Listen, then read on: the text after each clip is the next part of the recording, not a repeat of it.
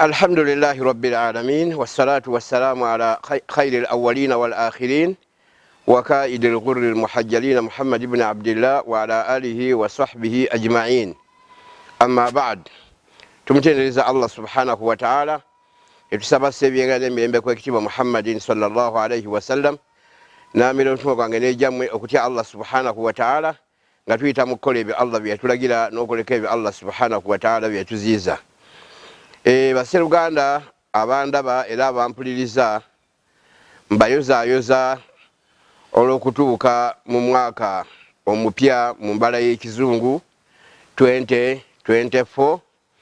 Tumwebaza Allah subhanahu wa ta'ala oyo atuwangazizza ne tuva mu guli ne tutuuka mu guno. Tumusaba atuwa obusobozi mu mwaka guno tukole ebirungi ate tumwerenyezeemu ebyo bye twamusobya tugenda okutuuka mu maaso ge nga tuli mu bantu basiimye era baawa ennyumba ey'emirembe, kubanga emibiri gyaffe tegijja kusobola nnyumba ya bibonerezo eyitibwa muliro. Mu mwaka guno nga bwakatandika, njagala abampuliriza bonna babeere nga bafaayo nnyo ku nsonga zino wammanga. Ensonga esooka, buli muntu afeeyo nnyo ku nzikiriza ye, amanye enzikiriza gy'asaana okubeera nga akkiririzaamu. Kati gwampuliriza ng'oli musiraamu oteekwa okubeera ng'ofaayo nnyo ku aqidatu tawhid. Aqidatu tawhid yenzikiriza ey'okwawula Katonda mu bwakatonda bwe nti ali omu. Ekyo buli muntu yenna yenna ayagala okusinkana Allah subhanahu wa ta'ala nga mulungi ateekwa okubeera nga akkiriza nti Allah subhanahu wa ta'ala ali omu, era ajja kusigala nga ali omu paka ensi eno lweneesaanawo. Ekyokubiri mu nzikirizayo, oteekwa okukkiriza nti Allah subhanahu wa ta'ala la ibna lahu, talina mwana mulenzi ng'abanaswala bye bagamba nti Isa mwana we omulenzi. Talina mwana mulenzi ng'abayahudi bye bagamba nti Uzairu mwana we. Talinayo baana bawala ng'abamushiriku abawalabu be bagambanga nti bamalayika bawala ba Katonda. waja'alu almalaikata alladhina hum ibadu rrahmani inasa ashahidu khalqahum satuktabu shahadatuhum wa yus'alun. Ndi bafuula bamalayika Katonda bye yakola ne bagamba nti bawala. Katonda yabakola nga bawala. Allah babuuza nti ashahidu khalqahum, Allah bye yali akola bamalayika mwaliyo? Satuktabu shahadatuhum, bimwogedde nno si bya lusaago, bijja kubawandiikibwako. Wa yus'aluna, ku nkomerero babibatuuzeemu. Gwe yagamba nti nno malayika bawala ba Katonda wabijjawa ng'amatama ntengo? Gwe yagamba nti Uzairu mwana wa Katonda wabijjawa ng'ate Kulaani egaana nti si mwana wa Katonda ng'amatama ntengo? Gwe yagamba nti Isa mwana wa Katonda era mwana w'omulenzi nga bakubuuza nti wabijja luddawa? Nga ne Kulaani yakunyonyola nti Isa yennyini yabeegaana n'agaana nti siri mwana wa Katonda, ndi muddu wa Katonda era ndi mubaka we.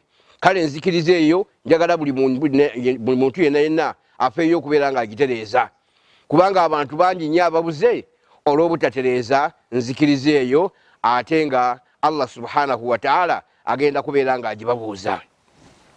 Enzikiriza ey'okubiri, oteekwa okumanya ti Allah subhanahu wa ta'ala hayyun la yamutu. Allah mulamu era tafa. Kyo buli muntu yenna ateekwa ng'akikiririzaamu. Kati bw'owulira yenna nga bakugamba nti ono Katonda ate ng'afa, ng'oyomanya nti si Katonda. Bwe bagamba nti gundi ono ate bamulwanyisizza n'adduka, ng'omanya nti si Katonda, kubanga Katonda yateekwa okubeera nga yasinga amaanyi mu bonna, era nga teriyo omuntu asobola kumulwanyisa, teriyo asobola kumuwangula. Kati bagamba nti gundi Katonda waffe naye ate yeekwese ku bagoberezi be, ng'omanya nti oyo si Katonda.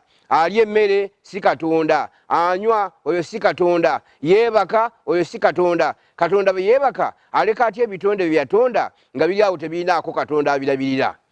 Olabira ddala nga mu magezi g'omuntu kikulaga nti nno asaana okubeera Katonda, tasaana kusimagira tasaana kwebaka, tasaana kulya, tasaana kunywa, tasaana kusimagira, wabula ateekwa okubeera attentive 24/7 ewiiki namba, omwaka mulamba ng'alabirira abo abantu bakola ki batwala. Eyo nzikiriza buli muntu yenna ekyoka okubeera ng'ogikiririzaamu ejja kuwonya enzikiriza endala ezijja okubeera nga zikujja ku mulamwa ne zibeera nga zikuteeka ku nzikiriza eyindi. Kyoteekwa okukkiriza ekirala ti Allah subhanahu wataala yatuma nabbi Muhammadi sallallahu alaihi wasallama nga mubaka we, nga nabbi we, ate nga yasembayo.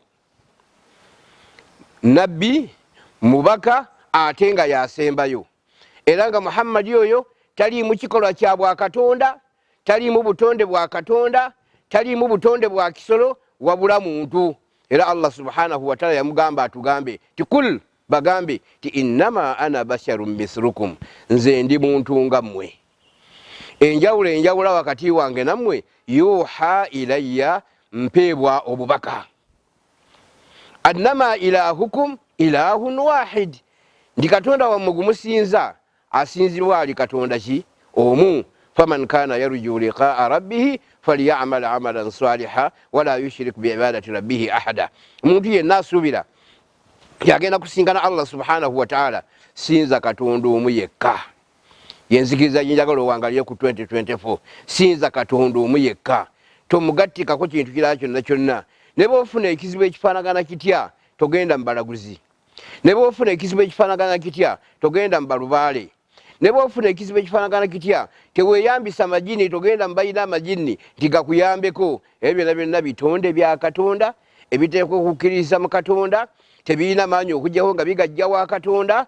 Ate Katonda yakugamba nti tokozesa maanyi ago, tokozesa maanyi ga kitonde kyonna kyonna, wabera ng'okola ki, ng'okozesa Allahu subhanahu wataala. Allah subhanahu wataala muteekwa okukimanya nti Muhammadi muddu we, muntu, mubaka we, era yasembayo. Ekigambo yasembayo kiina abalina enzikiriza ejja nekola ki, nekuugula nekujja ku nsonga eyo nega nti ate ekyaliyo nabbi omulala ajja, ekyaliyo nabbi omulala, omubaka omulala ajja. Buli yenna abeera n'enzikiriza eyo aba akuugula ng'akujja ku nzikiriza entuufu. Sigala ng'okakasa nti Muhammadi muddu wa Katonda era mubaka we, era yasembayo.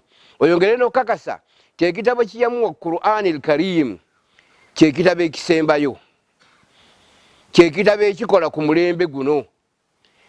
Ebitabo ebisigadde ebyava mu ggulu nga Enjiri, Tawulaati, Zabuuru tebikyakolerwako ssaawa ya kaakati, wabula ekitabo ekikolerwako ye Qur'an ey'ekitiibwa.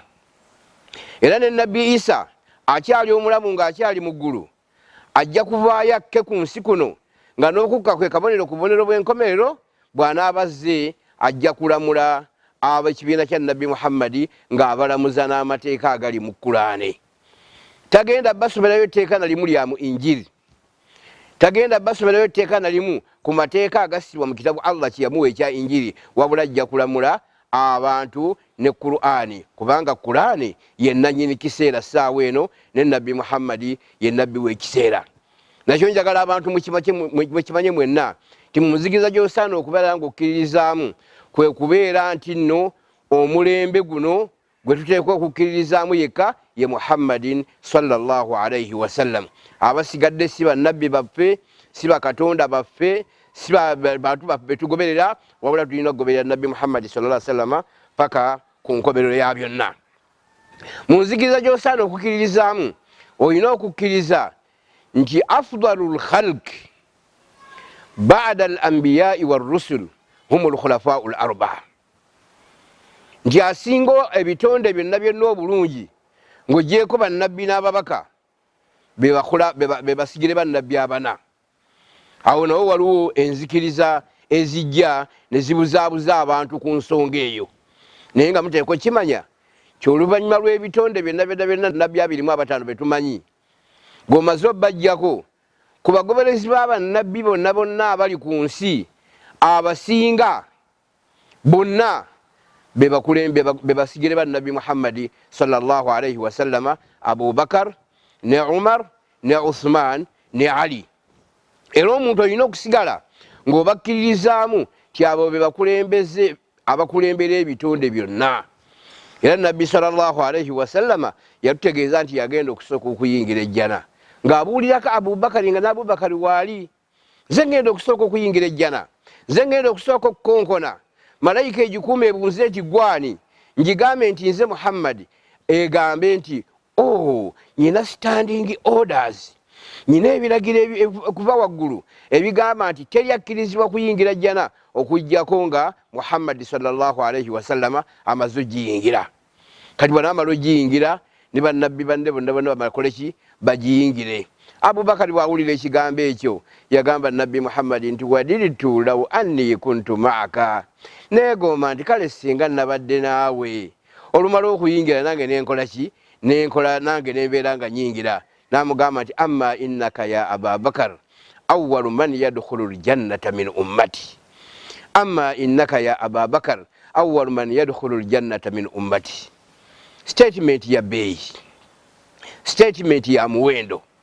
Weegomba nti singa bagigambye gwe, yaga nti Abubakari tofaayo, naye gwe Abubakari gugenda okusooka okuyingira mu bantu b'ekibiina kyange bonna bonna mu jjana, nga nze maze okukola ki? Okuyingira ne bannabbi ba Allah subhanahu wa ta'ala bamaze okuyingira. Kino ekyo muteekwa okukimanya. Abubakari wa bbeeyi, Umaru wa bbeeyi, Uthmani wa bbeeyi, Ali wa bbeeyi. Mu bintu omuntu byoteekwa okukkirizaamu mu mwaka 2024 kwe kutereeza enzikirizayo naddala ekwatagana n'eddiini.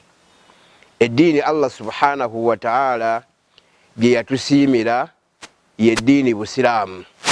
Agamba mu kitabo kye kitukuvu, a'udhu billahi minash shaitani rrajim, wa raditu lakumul islaama diina, nkusiimidde Obusiraamu nga y'eddiini. Kati Allah nga amaze otusiimira Obusiraamu, aye tetusaana kubeera nga tubeerawo ne choice yonna egamba nti aye tunoonye amadiini amalala, olwaleero ogendeko mu yaabali, betakunyumira ate ogendeko mu yaabali. Okunoonya ddiini tekyetaagisa na kutwala mutawaana, kubanga Allah subhanahu wa ta'ala yamala dde okusiimirawo eddiini gy'oteekwa okubeeramu nti bwe Busiraamu. Kullu mawludin yuladu ala alfitra, buli muntu yenna azaalibwa ng'ali ku bubumbwa bwaki? Bwa Busiraamu. Fa abawahu yuhawidanihi au yunasiranihi au yumajjisanihi, abamuleetera oluusi okubeera ng'akyusa enzikiriza eyo gy'azaaliddwako babeera bazadde be, babasanga ku nzikiriza endala nabo ne bakyuka ne bakulira ku nzikiriza eyo. Kale Sseruganda, ng'obuwangazi bwe tebunaakugwayo, beera ng'onyweza eddiini y'Obusiraamu era ogiwangaalireko era ogifiireko. Tokoma ku ekyo mu kuyitibwa buyitibwa Musiraamu, neeteekwa okubeera nga n'eby'Obusiraamu obikola ki? Obikola. Tosobola kubeera wa NRM ng'ebyaba NRM byebakola si byokolerako ng'ate gweokola bya kyennyume, era bamala ne bakugoba mu ki? Ne bakugoba mu kibiina. Naye beera Musiraamu ate ng'okola bya Busiraamu. Abasiraamu basaala nga naawe osaala, Abasiraamu basiiba nga naawe osiiba, Abasiraamu batoola zaka nga naawe otoola zaka, kubanga ebyo gy'emisingi gy'Obusiraamu kwe bukoze eki? Kwe buyimiridde. Bw'onooba okikoze ekyo ojja kubeera ng'osinkana Allah subhanahu wa ta'ala ng'oli mulongoofu. Ekisembayo kwe kubeera nti nno mu mwaka guno 2024 sala amagezi obeere ng'ofunayo akaseera wadde katono katya weeyongera okuyiga Obusiraamu. Abayita bumanyi tandika obusoma, ojja bulirirwa nnyo senga obeera ng'obutegeera, ojja bukaluubirirwa nnyo senga obeera ng'onoobeera nga tobusomye. Beera ng'obusoma ng'ate weetegereza omuntu gw'obusomako. Beera ng'obusoma ng'ate weetegereza omuntu gw'obusomako. Era kye bakusomesezza obeere nga weebuuza, Seeka Hatimu yaŋŋambye ndi kino bwekiti mu Busiraamu, ddala kituufu bwetu bwe kiri? Bw'obulira n'omulala ng'akakasa nti bwekityo bwe kiri, ng'ogenda mu maaso ng'okola ki? Ng'okikola. Bw'onooba okoze bw'otyo ojja kubeera ng'osobola okunywerera ku Busiraamu. Bantu bangi nnyo baava dda mu Busiraamu naye nga tebamanyi, naye ng'ekibajjamu lwaki? Baakola dda ebyennyume byaki? By'Obusiraamu.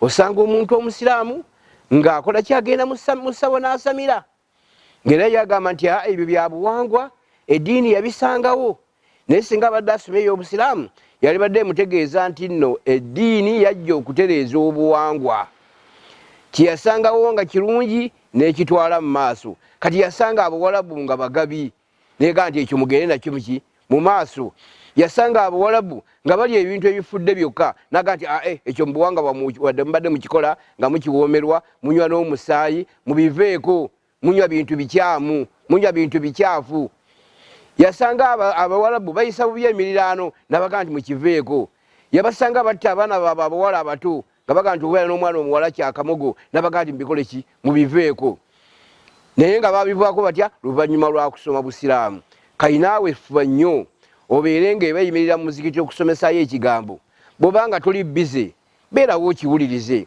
oba oliawo ojja kufunayo ekipya mu busiraamu oba oliawo bajja kutereeza enzikiriza gy'obadde oliko etali ntuufu oba oliawo bajja kutereeza ensaalayo gy'obadde osaala nga gw'obadde osaala opapa osaala by'osoma tobimanyi naye bano n'owulirayo omuntu abuliriza ajja kubeera ng'akulaga ekikola kyokola mu busiraamu ekituufu mbaagaliza omwaka 2024 omulungi katonda abawangazi nga muli basiraamu era abatte mu basiraamu abayingize mu nnyumba ey'emirembe assalamu alaikum warahmatullahi wabarakatuh khatimu nu'mani wamala